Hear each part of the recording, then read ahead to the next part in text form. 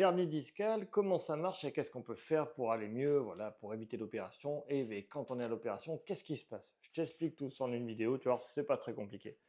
Donc tu vois là, ça c'est les vertèbres. Tu as les vertèbres comme on les connaît, et en fait derrière tu as plein de trucs. Et tu as les nerfs qui passent à l'intérieur de toi, ça fait un petit canal. Et ben, dans ce canal, depuis en haut, passe la moelle épinière. Et ben, ce machin là qui est de couleurs différentes, c'est le disque. C'est un genre de coussin d'amortissement, mais surtout un coussin de glissement qui permet de glisser.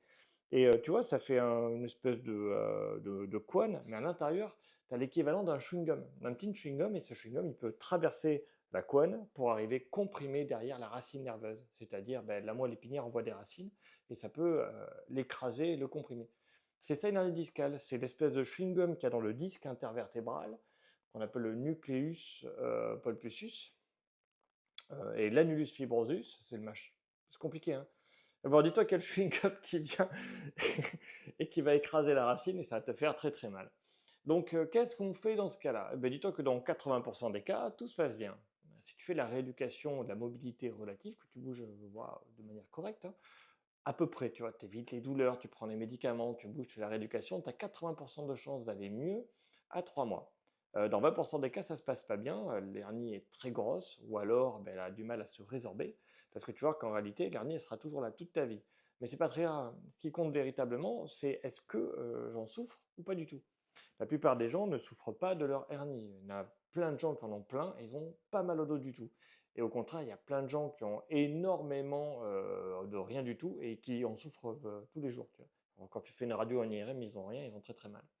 Ce qu'il faut retenir, c'est que la douleur n'a rien à voir avec les signes. Pourquoi est-ce qu'on fait un IRM normalement? C'est pour vérifier si on va opérer ou pas. Si l'hernie est vraiment très très grosse et qu'elle vient écraser la racine nerveuse. Et c'est à ce moment-là on va regarder. Donc à 3 mois, normalement, après que tu aies des douleurs vraiment de lombalgie aiguë très fortes, à 3 mois, on va faire un IRM pour voir si oui ou non on a une racine qui est écrasée par l'hernie. Et si elle est vraiment en contact et que c'est vraiment ça, on va l'opérer, tout simplement. Et donc dans ces 20% des cas qui restent, j'ai dit 80% se soignent tout seul en 3 mois dans ce qu'il faut, hein, ça passe complètement. Il y a 20% qui vont garder des séquelles, et sur ces 20%, ben, il y a 5% qui vont se faire opérer. Voilà. Dis-toi que ça va se passer très bien pour 4 sur 5.